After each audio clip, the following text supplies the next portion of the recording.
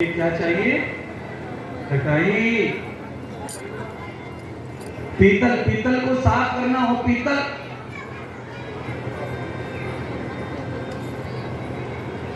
पीतल को साफ करना हो तो क्या चाहिए बता दीजिए।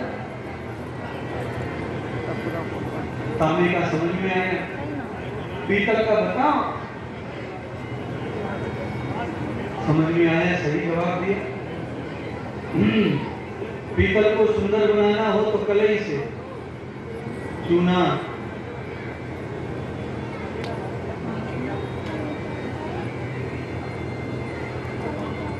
और घर की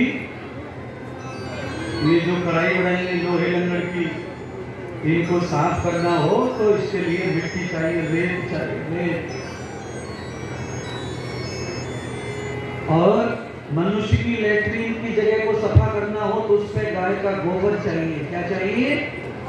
गाय का गोबर।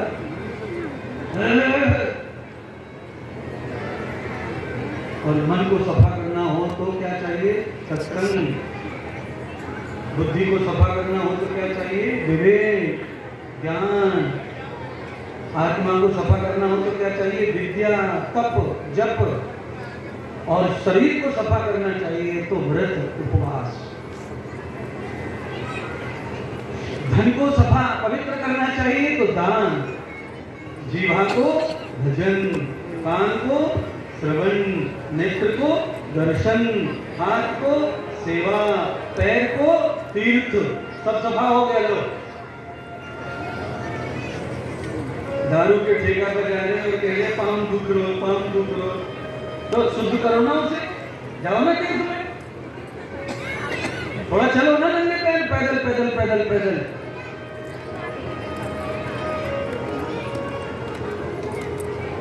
पैदल पैदल नंगे पैर। एक गुरुजी, हम इंजीनियर हैं, हम तो कॉलेज में प्रोफेसर हैं, ये हम तो इंस्पेक्टर हैं, हम नंगे पैर। सुनिए इंस्पेक्टर, वो कलेक्टर, वो भैया इंजीनियर, वो भैया कलेक्टर, वो भैया सब सुन लो, सुन लो। अलमारी में 50 जोड़ी जूता रखे, 50,000 रुपए से लेकर के 10,000 रुपए तक की कीमत के। सूट पे सूट लटक रहे हैं अलमारी में, और ये ध्यान कर ले तू कौन है, क्या है, वो अपने लिए रख। तो जब तक तू पैरों से नंगा नहीं हो जाएगा, शमशान में आग लगने वाली।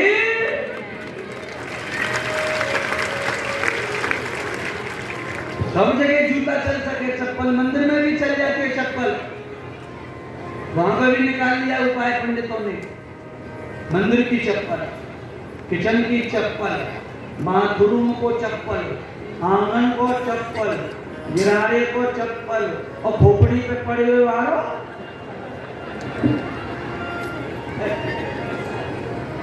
नारी इतनी जोर से क्यों हंसी? खोपड़ी वाली चप्पल ज्यादा अच्छी लगे। हे जीवा,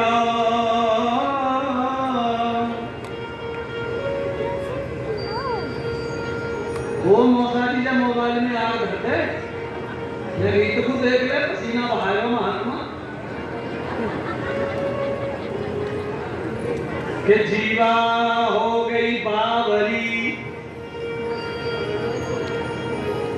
और कह गई स्वर्ग पाताल, और कह करके अंदर गई, और फिर जूता खाए कपाल। ये जीव की वजह से कितने लोग चौराहे पे पिट रहे हैं? बोलो। गई और जूता पर जो ऊपर से जो आ रहा है, जूता खोपड़ी पर बांध 3-4 छोड़े, और जीव को कमाल है सब लोग। और जूता कहां पर रहा? जीव का कमाल ऐसा है कि ये तुम्हें कुचवा भी सकती है और कुटवा भी सकती है। इसलिए जीव को पवित्र कर लिया करो सवेरे सवेरे। कैसे करें महाराज? हम तो रोज, हमारे घर में तो ताने को है, जीव साफ कर रहे, तो हम तो रोज साफ करें जीवी से जीव। बहुत बात से ना होनी है साहब, ऐसे होगी गुरु जी भी, हाँ वही समझ गए, उसी से होगी माना। हाँ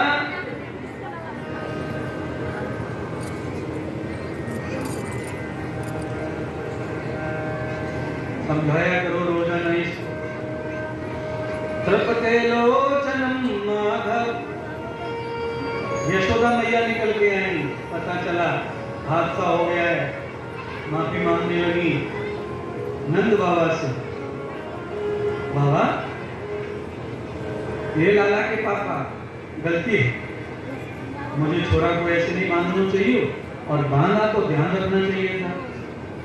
इसलिए कभी कभी महतारी लोग गुस्से में आ जाए ना दामन में, तो छोरा है कमरा में बंद करके खेत पे चली जाए, निकम्मे आज तो तुम्हें सूलो करके छोड़ूंगी, और छोरा कमरा में हगले मुतले और शाम आए कि खुद ही सफाई कर रही है।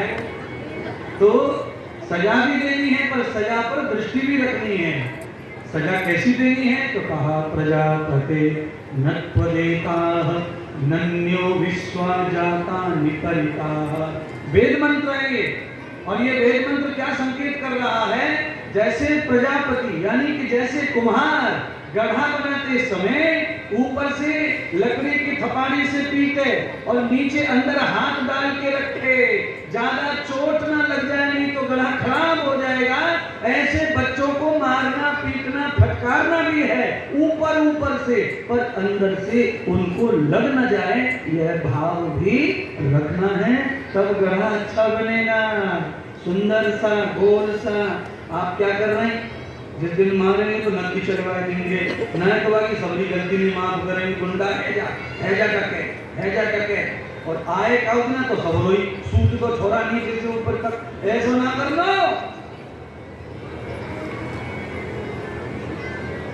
स्नेही प्रदंडम यथा मुक्तम। यशोदा मैया कह रही है कि मेरी गलती हो गई, सजा तो ठीक थी पर मैं छोड़ के चली गई, अकेली बालक हो रही है तो 5 ही साल हो गए, बड़ा लफड़ा हो गया, तो इसकी तो मौत हो जाती। पर ये लीला थी भगवान की, मैया का दोष नहीं था इसमें, क्योंकि भगवान को नारद के श्राप को मुक्त करना था। कुबेर के पुत्रों को, कुबेर के पुत्रों को पेड़ बनने का श्राप लगा क्यों? और ये भी कथा है। तो कहा गया है कि एक बार कुबेर के पुत्र स्वर्ग लोक में सरोवर में स्नान कर रहे थे, वहां सब देवता भी आते थे नहाने के लिए, नारद भी आए थे। नारद ने देखा कि कुबेर के युवा पुत्र हैं जिनके सर्व अंगों पे बाल, सभी जगह बाल आ रहे हैं, पूरे शरीर में बाल उगाए, मतलब जवान हो गया, और ये तो बिना लंगोट के नहा रहे सरोवर में, यहाँ कोई देवता आएगा कितना अपमान लगेगा। तो नारद उनको समझाने लगे, अरे भैया मणिग्रीव, ए नाकुबेर, ऐसे नहाना नहीं चाहिए धर्म स्थल पर, ये अपराध की श्रेणी में आता है। यहाँ सब लोग जो है धर्म स्नान करने आते हैं और तुम युवा होकर जवान होकर अपने अंगों का प्रदर्शन कर रहे हो, ये अपराध है। तो उन्होंने कहा नारद से, ए मुनिवर, आपको नहाना है तो नहा लो, हमारा अधिकार है, हम कैसे भी नहाएं, ये सब आपका नहीं है, ये हमारा भी है। नारद ने कहा नहीं तुम्हारा है इसीलिए तो कहा, और भी तो है, तुम्हारा अकेले का नहीं है, यहाँ ऐसे नहीं नहाते। नहीं माने, अंत में नारद को क्रोध आया तो नारद ने श्राप दे दिया, जिन इंद्रियों का प्रदर्शन तुमने किया है गुप्त अंगों का, वो अंग तुम्हारे नष्ट हो जाएंगे और तुम्हें वृक्ष बन करके सजा भोगनी पड़ेगी, नंगा ही धूप में पानी में खड़ा रहना पड़ेगा। रोने लगे, नारद माफ कर दो, गलती हो गई, क्षमा कर दो। नारद ने कहा ठीक है, तत्काल समझ में आई बात, तो लो, क्षमा तो होंगे नहीं, श्राप तो वापिस नहीं आएगा, इसीलिए जाओ गोकुल में, जाओ गोकुल में, वहां मेरे भगवान आने वाले हैं, और गोकुल के दरवाजे पर जाओ, नंद बाबा के दरवाजे की शोभा बढ़ाओ और वहां जाकर के पेड़ के रूप में खड़े हो जाओ, अर्जुन का पेड़। अब इस कथा को दूसरी तरह समझ लो, जो पेड़ घर के आंगन में होता है, मंदिर के आंगन में होता है, मंदिर के परिसर में होता है, धर्मशाला के आंगन में होता है, राजा के महल में होता है। वो पेड़ किसी देव योनि से पाप करके आया है, इसलिए पाप का दंड तो भोगना ही पड़ेगा, पर किसी श्रेष्ठ जगह पर ही उसे रहने का मौका मिलता है। इसीलिए आप में से कोई पेड़ ना बन जाए, वो डर मुझे सता रहा है, इसीलिए कथा को विस्तार से सुनाया है। अंगों का प्रदर्शन नहीं करना है। ज्ञानम विषय सतेन्द्रियम, ज्ञानेंद्रियों को सजाओ, गुप्त इंद्रियों को सजाने की जरूरत नहीं। सजाओ, नहाओ धो, पर गंगे उड़ाड़े ज्यादा नहीं समाज में घूमना। धर्मस्थलम कृतम मूलम, गंगा यमुना सरस्वती कावेरी क्षिप्रा गंडकी कृष्णा नर्मदा, इन सारे सरोवरों में नदियों में नहाने के लिए कटवस्त्र होना चाहिए, नाभि से घुटने तक का कपड़ा पुरुषों को होना चाहिए, और गर्दन से लेकर उंगली तक का कपड़ा महिलाओं को होना चाहिए। आप दिल खोल के नहाइए, कोई रोक टोक नहीं, कोई अपराध नहीं। पर महाराज बड़ा बुरा जमाना हो गया है, मोबाइल पर रील देख लो, कैसे नहा रही माताएं हैं, क्या बोले। अब तो गंगा यमुना सरस्वती में नहाने वाले हमारे जैसे हमारे बच्चे पढ़े लिखे नौकरी वाले बड़े बड़े शहरों में रहने को गंगा में ना नहावे, वो तो पाइप से में जामे, सांप पट्टे से पाइप में घुस के टेढ़े मेढ़े खिसले, कहा कहने वहां से ले लो काशी वाटर पार्क है। मियाँ बीबी दोनों कुछली सी पहन के सड़कों में मिलके आज हाथ पकड़ ले,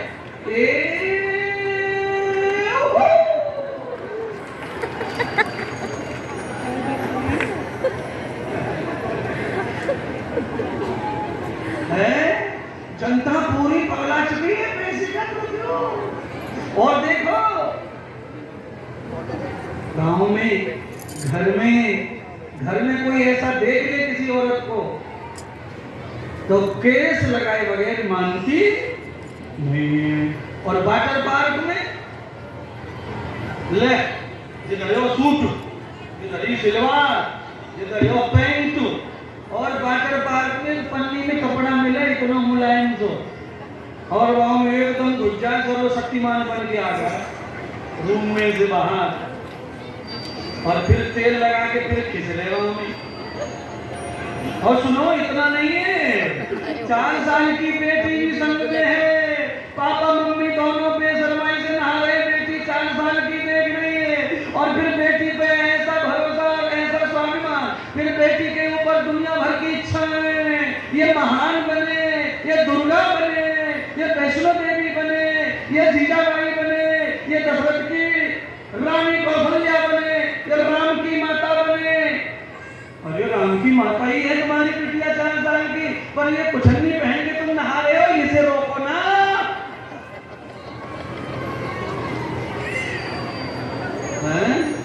छोटे छोटे बच्चन के सामने पति पत्नी कैसे कैसे आइडम्बर करें घर में। अब कोई है तो है ना, सास रह रहा है तुम्हें फार्मेसी लगे, अब सास तो है ही ना,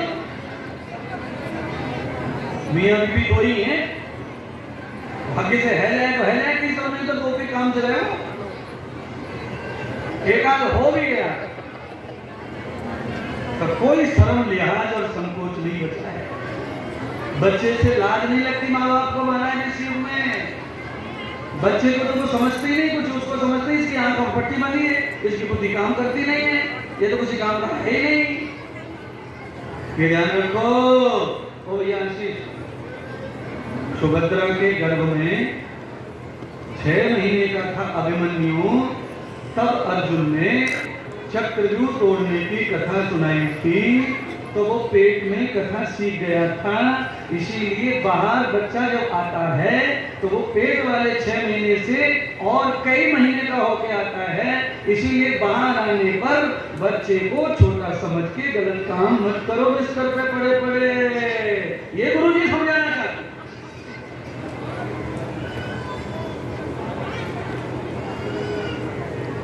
आंखें कैमरा का काम करती हैं, सीसीटीवी कैमरा है, अच्छा सीसीटीवी कैमरा क्या करता है तो बताता थोड़ी किसी को मैंने क्या रिकॉर्ड किया है, वो तो जब जरूरत पड़ने पर कोई देखेगा तब समझता है।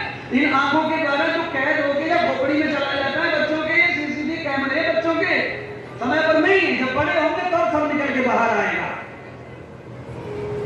तुम बोलेंगे हमने तो बड़े संस्कार दिए, ये कैसे हो गई छोरी ऐसी, ये छोरा कैसे बिगड़ गो, ये कैसे बिगड़ गो, ये कैसे बिगड़ गो।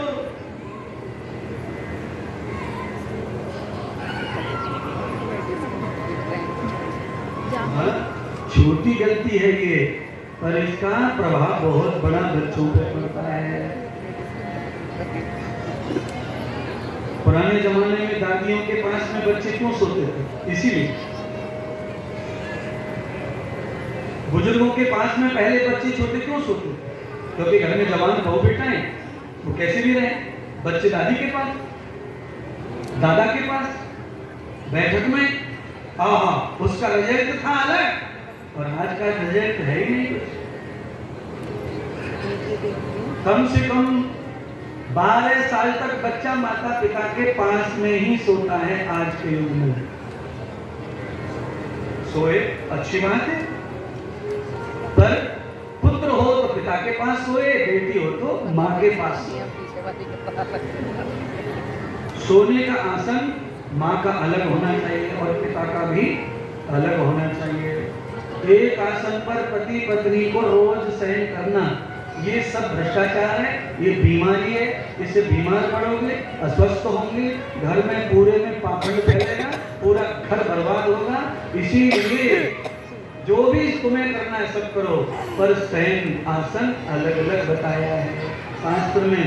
क्योंकि शरीर में रात्रि में सोते समय जो बैक्टीरिया जन्म लेते हैं वो एक दूसरे को बीमार ही करते रहते हैं रोजाना। इसीलिए कोई स्वस्थ नहीं है, जवान बूढ़ा। पहले महिलाएं काम करती थी, 10 भैंस को गोबर, 10 गाय को गोबर, सब लोग बुकी में भरनो, फिर खेत काटनो, फिर खेत नरानो, सबरे बोरी ढो ढो के लावे बुकी में उतारे, कोई बीमार नहीं, कोई दर्द नहीं, कोई दवा नहीं। और अब सुख इतना है कि बीमार बीमार बीमार बीमार, इतना सुख, आहार बिगड़ गया है। आज मैया यशोदा ने माफी मांगी तो भी कन्हैया जी रूठ गए, नाराज हो गए, रोने लगे। और क्यों रोए? इसमें भी कुछ लीला समाई है। तो भगवान इसीलिए रोए क्योंकि अब उनको गोकुल में नहीं रहना था। उन्हें अपना वचन याद आ गया कि मैं तो गाय की सेवा करने के लिए अवतार लेके आया हूँ, और मैं तो ये खेल कूद में ही उम्र गंवा रहा हूँ, मैं गाय की सेवा कब करूँगा? जो गाय धरती पर दुखी है उसके लिए मेरा अवतार हुआ है। तो अब क्या करें? अब भगवान रोए, अब मैया मनावे, अब मने ना हो। मैया से कहा, मैया अगर मुझे खुश देखना चाहती है तो आज मोकू गोपाल बना दे। इन ग्वाल वालन के संग में मैं भी गाय सेवा करना चाहूँ, मैं गैया चराने जाना चाहूँ, और मुझे गाय चराने ना भेजेगी तो मैं रोते रोते रहूंगा और न खाऊंगा न पीऊंगा। अच्छा बोलो, आपके बच्चे काम करने के लिए नाराज होते? सवाल ही नहीं है। काम से बचने के लिए नाराज होते। और कृष्ण कह रहे हैं मैं सेवा करूंगा नहीं तो मैं रोऊंगा, खाऊंगा नहीं, सोऊंगा नहीं, जगूंगा नहीं तो मुझे भेज दे ग्वाल वालन के संग में गैयन की सेवा करने के कारण। नंद बाबा बड़े खुश, हाँ मेरा पुत्र है, मेरे चिन्हों पे जाता है, और हमारे पास तो 9 लाख गाय, हम तो अरबोपति हैं, और मेरा बेटा दूसरे के घर थोड़ी कुछ करेगा, मेरी ही प्रॉपर्टी, मेरी कंपनी को संभालेगा। भाई लाला मेरा तो जीवन धन्य होगा ऐसा बेटा पाके जो 5 वर्ष में गौ की सेवा करना चाह रहा है और रो रहा है सेवा के लिए।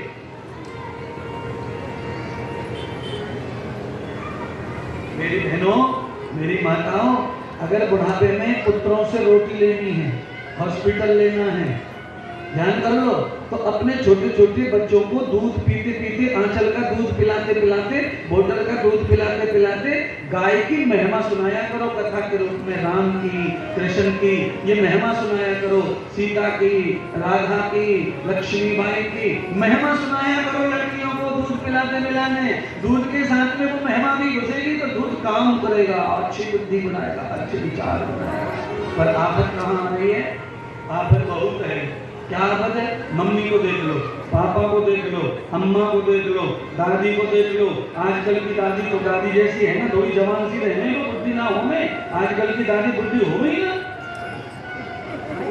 सास बहू दोनों निकल जाए तो पार्टी में तो दोनों बहनी दिखे, 3 साल को फर्क दिखे सास बहू में, क्योंकि सास ने भी वही छिलवाए और वही बहू भी छिलवाए, एक ही ब्यूटी पार्लर में जाएंगे, दोनों मुंह फटवाए हुए छिलवाए हुए घिसवाए, वहीं पर रंगा घुमा के आई है, पालिश वालिश मरवा के सास बहू दोनों ही एक ही जगह पे। हाल बेहाल है मना, सजना सवरना ये आपका अधिकार है, ये करो, पर जो मुझे कहना है आपके भले के लिए वो मुझे कहना ही कहना है। मैं बचाना चाहता हूं, मैं आपको, आपकी संस्कृति को, आपके परिवार को, आपके स्वास्थ्य को, इन सबको बचाने के लिए ही कथा कह रहा हूं, नहीं तो कथा सीधी सीधी भी हो जाती है, जैसे सब कहते हैं। जरूरत नहीं है मुझे यहाँ की वहां की बातें लाके आपको देना पड़ोसी, जरूरत है आपको बहुत ज्यादा।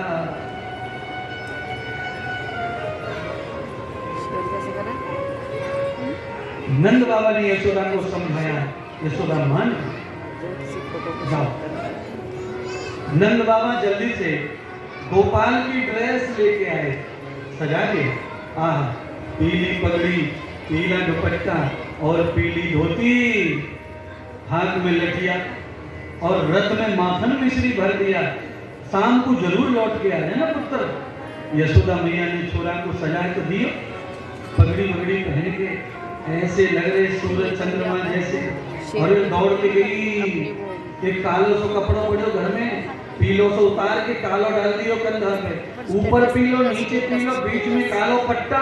अब तो महाराज कमाल ही हो गया, और आग लग गई सुंदरता में। अब तो यशोदा घबराएंगी, ये तो मेरी नजर ही लग जाएगी, है तो उतार रही है नजर, भले उतारती है। बेटे की नजर कैसे उतारनी चाहिए? सुंदर लगे घर से जाते समय तो पीछे से यहाँ उंगली चटकानी चाहिए 3 बार, पीछे से उतारनी है, आगे से ना करियो। जाए छोड़ा पीछे से, घोड़ी पे चल रो, दूल्हा बन रो, विदा हो रो मैया के, विदा कर रही है, वो पीछे से उतारनी है, ये नजर उतारनी है, यहाँ चटकाना है, ये अलैया बलैया पीछे से, हा हा हा हा, यशोदा वही कर रही है। और यहाँ बहुत सारे भजन हैं, गीत हैं, पर हम यहाँ गीत भजन नहीं गाकर भगवान को आगे पहुंचा कर और अच्छी अच्छी कथाएं वो आपको सुनाएंगे। एक दिन की कहकर चले गए गोविंद, लौट कर नहीं आ रहे।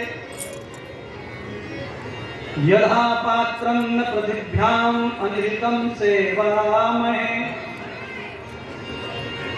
गायों की सेवा कोई एक दिन करे आवे, ये सेवा नहीं है, ये दिखावा है,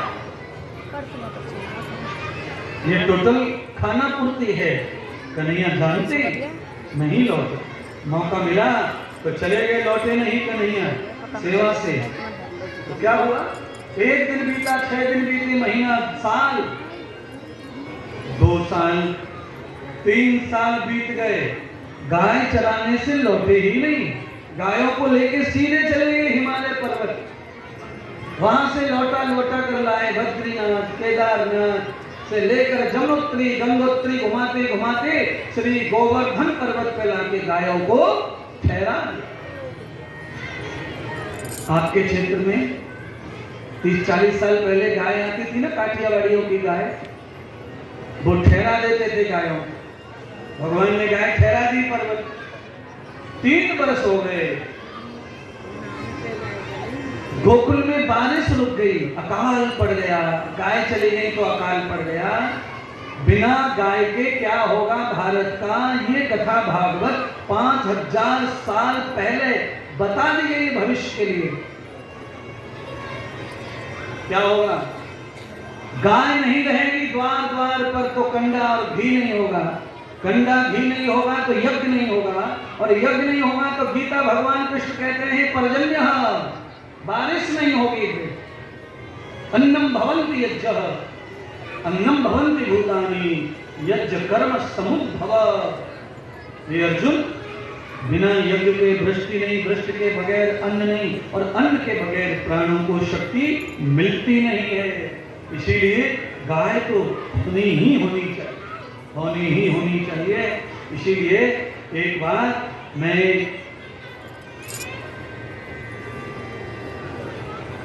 आपके गांव में गाय हैं,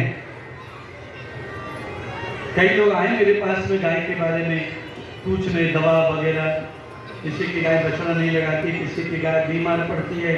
तो कई लोग आए तो मुझे लगा गाय तो है गाँव में, सब लोग गाय पाल तो रहे भाई, तो भैया गाय पाल रहे हो तो अवश्य ही भला होगा। केवल इंसानों का नहीं, गौ माता का भी पुण्य प्रताप है। तो ये पांडाल यहाँ पड़ा है और कथा हो रही है। ये केवल एक इंसान का पुण्य नहीं, सबका पुण्य जुड़ता है इसमें, तब ये सौभाग्य मिलता है। और ये सौभाग्य को कोई ऐसे हल्के में लेगा तो वो पछताएगा कल के बाद। कथाएं होंगी, कथा करने वाले भी होंगे, कथा का पुण्य भी होगा, पर जो शब्द यहाँ मिल रहे हैं वो और फिर कहीं उपलब्ध नहीं हो। ये शब्द ईश्वर के यहाँ से आए हैं, ईश्वर के यहाँ से वेद वाक्य है, ईश्वर वाक्य शब्द है, ये ब्रह्मवाणी है, परमात्मा ने भेजा है ये शब्द। ये शब्द किसी डायरी और किताब से पढ़ के नहीं सुनाए जा रहे हैं, ये ईश्वर की विचारधारा है जो आपके उद्धार के लिए उसने मुझको ही स्पीकर, लाउड स्पीकर बनाया, भोंपू बनाया और मुझसे चिल्लवा रहा है।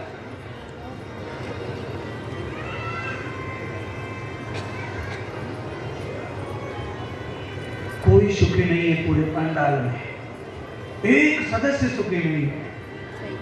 ये लंबरदारी जो दिख रही है कुर्सियों पर बैठ बैठ के, ये खोखली है। इसके अंदर घुस के देखेंगे तो लेने के देने पड़े हुए हैं। ये कपड़े, ये डिजाइन, ये अहंकार, ये दिखावा है। इसके अंदर छुपा हुआ जो भूत है वो अलग है।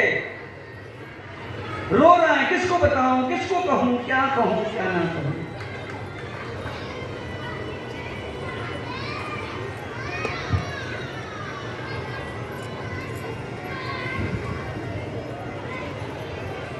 नंद जी ने बारिश हो उसके लिए इंद्र की पूजा रखी है।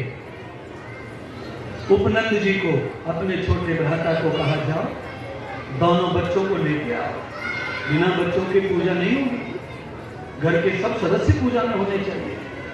इसलिए ये नंद बाबा का जो ज्ञान है वो आप तक पहुंचा रहा हूं। ये ज्ञान नंद बाबा जो कह रहे हैं जरा समझो, सुनो। नंद बाबा ये कह रहे हैं कि स्कूल में 4 साल के, 6 साल के, 8 साल के कॉलेज वाले सभी बच्चे कान खोल के सुनो और उनके माता पिता भी सुनो। अगर गांव में गुरुजी आए हैं, कोई महान संत आए, कोई साधु आए, कथा हो रही है, यज्ञ हो रहा है, घर में कोई पूजा है, कोई अनुष्ठान है, तो सुतरे स्कूल में आग लगा दो 1 दिन 2 दिन, और ये यज्ञ पहले करो, कथा पहले सुनो, भजन पहले करो, पूजा पहले करो। ये साथ जाएगा, ये स्कूल का सिलेबस केवल यहीं रह जाएगा, यहीं पढ़ा रह जाएगा, कुत्ता नहीं पूछेगा रिटायर होने के बाद। अलमारी में सड़ जाएंगे सर्टिफिकेट पड़े पड़े। ये समझ लो, किताब पुरानी किताबन से तो कछु आ भी जाए, इनसे ना आए वो कछु। इसका मतलब ये नहीं है कि तुम्हारे बच्चे पढ़े ना, तुम्हारे बच्चे पढ़े, रोज जाएं पढ़ने। पर ये कथा, ये पांडाल, स्कूल की पढ़ाई जो आज की 7-6 जितने भी पीरियड्स लगे आपके, उसके 100 गुना ज्यादा ज्ञान यहाँ दिया जाता है। इसकी भी जरूरत है जीवन में, अगर उसकी जरूरत है तो इसकी भी जरूरत है। अच्छा बताओ, आप में से किसी में, किसी औरत में, पुरुष में ये टैलेंट है कि आटे से रोटी बना दे? अब आप सोच रहे होंगे महाराज क्या पूछ लियो, रोटी तो आटे से ही बनती है, तो बना के दिखाओ ना फिर। कौन कौन बना सके आटे से रोटी? हाथ खड़ा करो। पानी ना डालना पड़ेगा, रोटी बनी तो बनेगी, आटा मरेगा तो बनेगा।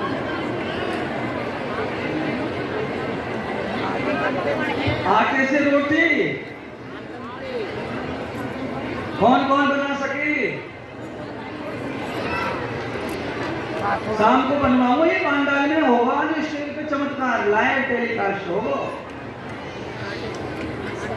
सुनिए, रोटी तो आटे से ही बनेगी, इसमें कोई शक नहीं है, पर जब तक आटे के कणों को इकट्ठा करने को पानी नहीं डालेंगे तब तक रोटी बनने वाली नहीं है।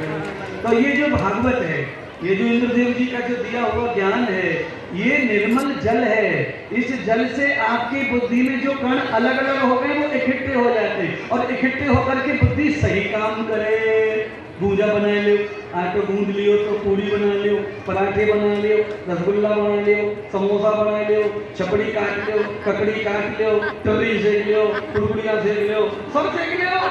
कहते ना गुड़गुड़िया गिराओ। और खाली आटा और पानी के बगैर आटे से रोटी बनाना चाहे तो पाउडर लग जाएगा, पाउडर सबके मुंह पे।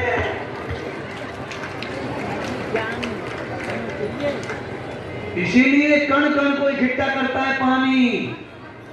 धूल आ जाए, उड़ रही हो, पानी छिड़क दो, धूल उड़ना बंद, कण इकट्ठे हो जाते हैं।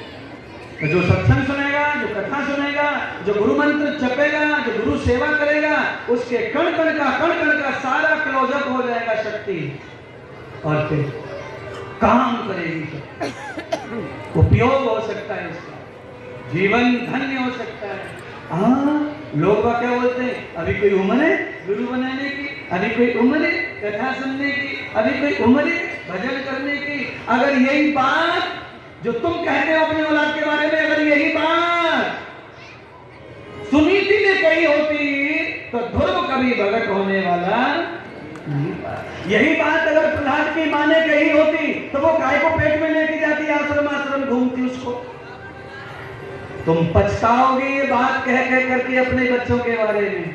अभी तो पढ़ाई का टाइम है, अभी तो 12वीं की परीक्षा, अभी तो बोर्ड की परीक्षा है। बोर्ड की परीक्षा में कथा फता फता कथा फता। ये देखो, ये गले से पे तिलक लगाए नहीं कछु औरत, सीधे हनुमाना छाती में गले पे बिठा लेंगे, यहाँ पे लगा लियो, कछु कान पे चुपर लियो, कछु यहाँ पे चुपर लो, 5 जगह चुपर के ऐसी बन जाते, बिल्कुल भयमाता नहीं। और ये उनके बोल हैं, ये तो उनके जो भगतानी बनी फिर वही डायग्राम लगा के चारों तरफ, यहाँ तिलक, जहाँ तिलक, यहाँ तिलक, यहाँ तिलक। ये तो उनके कार्यक्रम है कि अभी उम्र है तो छोरा की बताओ, हद है रही नहीं, छोरा 10 साल को, और देखो गुरु मंत्र, इसको दीक्षा दिलो, ये कोई बात है? छोरा की खेलने में खाने की उम्र है अभी तो। हाँ, तू ही तो भगवान है, तुझको ही तो पता है छोरा कितने साल के लिए आए हुए हैं। तुमने मरते ना देखे 10 साल के, तुमने मरते ना देखे 4 साल के, तुमने मरते ना देखे 2 साल के, तुमने मरते ना देखे 10 साल के, तुमने नहीं देखे हो तो ऐसा सोचो, ये कोरा अज्ञान और अहंकार है। राम से बढ़िया तुम्हारा पालक नहीं है। राम ने 5 वर्ष में गुरु बनाया, और कृष्ण से महान नहीं, उसने 11 वर्ष में गुरु बनाया, और तुम तो माथा पटक के घूम रहे हो, तुम्हें अकल ही नहीं आ रही, तो क्या करें? अभी तो हम शौक मौज कर रहे हैं, कर लियो, जमा कर लियो बेटा। जब ज्यादा फैले पहाड़ बन जाए, दिल्ली के कूड़े की तरह ढेर बन जाए, समाचार में पे आने लग जाए, इतना पाप जमा कर लियो, तब जाके गुरु गुरु बनाएंगे बाद में। एक साथ ही खत्म हो जाएगा। जितनी गंदगी ज्यादा दिन जमी रहती है, उतना ही सफा होने में देर लगती है, और उतना ही ज्यादा टाइम लगता है। इसीलिए ताजा ताजा हटाओ गंदगी को। गलती होती है, पाप भी होते हैं, कोई बात नहीं, साथ ही साथ हटा।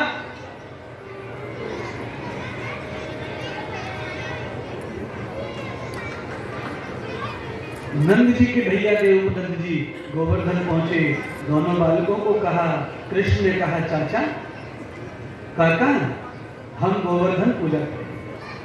इंद्र अभिमानी देवता, स्वार्थी देवता, ईर्षा घृणा भरी है उसमें, हम उसकी पूजा नहीं करें। ठीक है भैया, बच्चे हैं, आज उनके जीवन में कोई भगवान आए नहीं तो उनको आगे बढ़ाओ, ये कह रहे हैं उपनंद जी। जिद नहीं की चलो बाबा ने बढ़ाया वही चलो ना, वो कह रहे हैं जिन्होंने हमारे अकाल में, दुख में, संकट में गायों की रक्षा की है, अन्न दिया है, भोजन दिया है, आसन दिया है, ब्रज की रक्षा, हम उनकी पूजा करेंगे बाबा। बाबा ने पूछा क्या चाहिए, तो कहा 56 प्रकार का भोजन, अन्नकूट, एक बढ़िया सा मुकुट हीरा जड़ा हुआ बाबा से बता दो और सबने लोग ब्रजवासी को न्योतो और भंडारो करनो है सबको न्योता दे दो। तो नंद बाबा ने पूरे ब्रजमंडल में न्योता दे दिया। दौड़ी पिटवा दी, अरे भैया आ जाओ, पड़वा है कार्तिक की, लाला कृष्ण ने गोवर्धन की पूजा रखी है, सब पधारो। जितना हो सके आप जितनी दूर तक चाहे उतनी दूर तक अपनी कथा को पहुंचाना चाहिए, पूजा को पहुंचाना चाहिए। इसलिए प्यारे बंधुओं, आज कथा है, कल 7वां दिन कथा का है, कल विश्राम दिन कथा का है। कल जैसे कृष्ण भगवान कह रहे हैं पूरे ब्रज को न्योता दे दो भंडारे का। आगते अन्नम भवंतम सर्वदाम। मैं कथा करते करते मुझे हो गए 37 वर्ष। 37 साल से तो मैं व्यासपीठ पर ही बैठा। कितनी उम्र होगी याद है?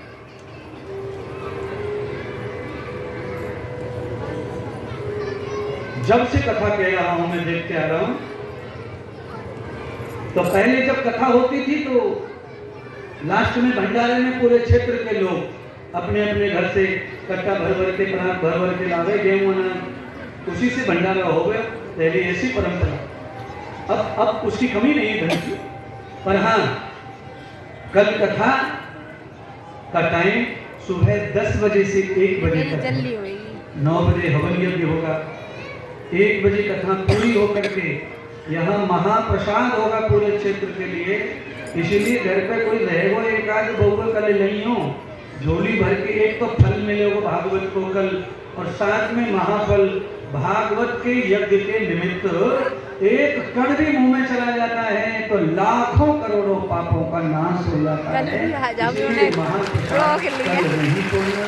10 सारे काम जल्दी 4 बजे उठ के सब निपटा देना 9 बजे तक। 10 बजे पंडाल फुल, ऐसे खिचड़ी खिचड़ी के मत ही होती। 1 बजे तक आते ही रहो, फिर कछु हाथ ना लगेगा। सही कह रहे। 10 बजे से पहले मान लूटो, आत्मा की तृप्ति करो, और फिर शरीर की, मन की बढ़िया रसिक प्रसाद भंडारा।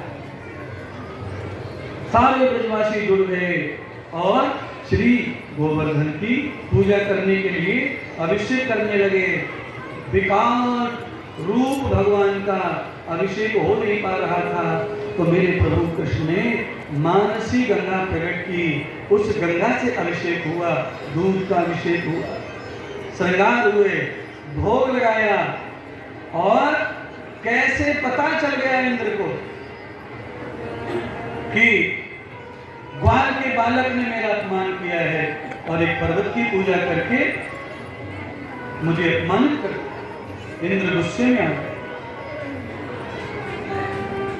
इंद्र ने बादल बरसा दिए, बादल फाड़ दिए, पूरे ब्रज में बाढ़ आ गई।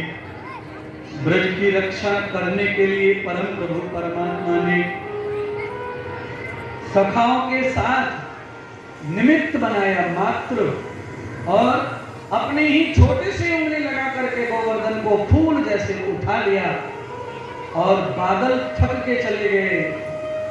बारिश यमुना जी में प्रवाहित हो गई। यमुना का बहाव और रुख बदल दिया भगवान के पर्वतराज गिरधर गोवर्धन। इंद्र ने कोशिश बहुत की, वन्नस्थलम द्वया सत्यम,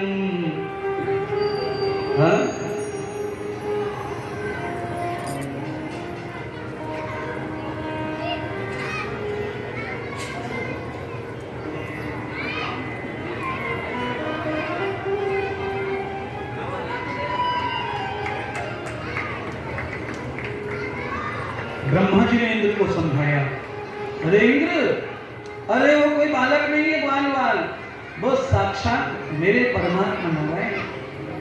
बालक लीला कर रहे हैं, गौ लीला सेवा करने के लिए गए, धरती पर पाप बड़ा है, तूने बड़ी गलती कर, जा जल्दी जा, माफी मांग ले, चरण पकड़ ले, नहीं तो तेरा स्वर्ग गया, तेरा अभिमान ही तुझे ले डूबेगा। इंद्र सीधा पहुंच गया ब्रजमंडल में और मेरे प्रभु श्री कृष्ण के चरण पकड़ लिए परमात्मा ने कहा चलो, अपने सम्मान के लिए तुमने गलती की है, जाओ माफ जाओ। पर समुद्र का जितना खारी पानी है सबको मीठा करके पूरे ब्रह्मांड को साल में 4 महीने पानी दो मुफ्त में, चातुर्मास वर्षा करो, पानी पियाओ सबको, तब तुम्हारा पाप खत्म होगा। ब्रज में कोई भी तकलीफ देने वाला, ब्रजवासियों को किसी भी प्रकार का तकलीफ देने वाला कोई व्यक्ति होता है, उसको अपराध लगता है। कृष्ण भगवान कहते हैं तो वो अपराध छूटता है। प्याऊ लगाकर, जिंदगी भर प्याऊ लगाकर पानी पिलाए तब वो पाप छूटता है। ब्रज के किसी भी जीव को हानि पहुंचाने वाले को महान अपराध लगता है। ऐसा पवित्र ब्रज मंडल में श्री गिरिराज धरण की पूजा हुई। गिरिराज धरण ने अन्नकूट प्रसाद का फल दिया। सारे के सारे अन्नकूट लाए थे, उनको 1000 गुना अनाज पैदा हुआ, धन पैदा हुआ, बारिश हुई, गाय किसान दोनों आनंद में होने लगे। तो जय जयकार हुई और सारे ब्रजवासी ने उठ करके श्री कृष्ण की जय जयकार की। बोलो गिरधारी लाल की, बोलो श्री गिरिराज धरण की। केवल इतना ही नहीं, सारे ब्रजवासी पूजा करने लगे और सबने श्री गिरिराज धरण को अपना इष्ट मान